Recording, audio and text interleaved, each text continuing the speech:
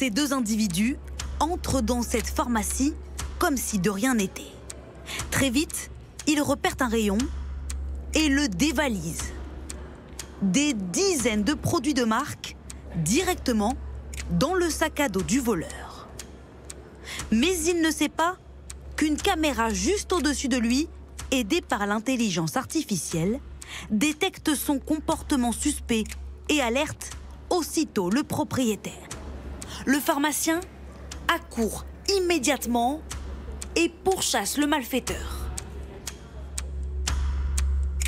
Il le rattrape in extremis, 1 000 € de produits sauvés. Cette scène s'est déroulée il y a quelques semaines dans cette officine de laine.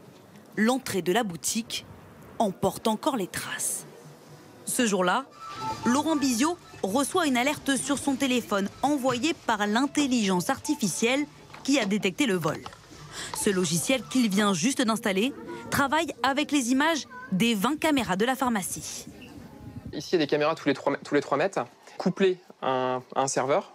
Et dès que le serveur détecte un geste suspect, une boîte mise dans un sac, une boîte mise dans la poche, on reçoit une alerte, une notification sur nos postes de travail où on voit la vidéo du geste suspect. Coût pour sa pharmacie, 300 € par mois. Un investissement rentable pour ce gérant qui subit de plus en plus de vols chaque année.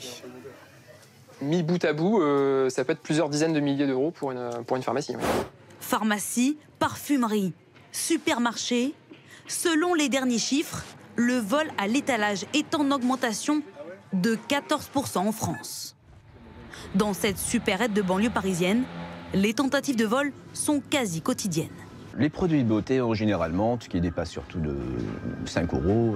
Les shampoings, les après-shampoings, les gels douche, les colorants et les déodorants, généralement. Pour lutter contre les vols, ce gérant aussi a installé un logiciel dernière génération. Résultat, en 8 mois, moins 80% de vols. L'intelligence artificielle repère lorsqu'un produit est mis dans un sac ou même sous un manteau et prévient le gérant. Un gain de temps précieux pour l'entreprise. Avant, on se rend compte du vol quand on voit un rayon vide ou bien un article qui manque. Alors, qu'est-ce qu'on fait? On retourne les caméras pour visualiser, pour retourner en arrière. Ça nous prend vraiment beaucoup de temps. Ça nous retient à faire autre chose. C'est de la main-d'œuvre. Les images sont stockées pendant 1 mois et peuvent, dans certains cas, servir au magasin pour porter plainte contre les malfaiteurs.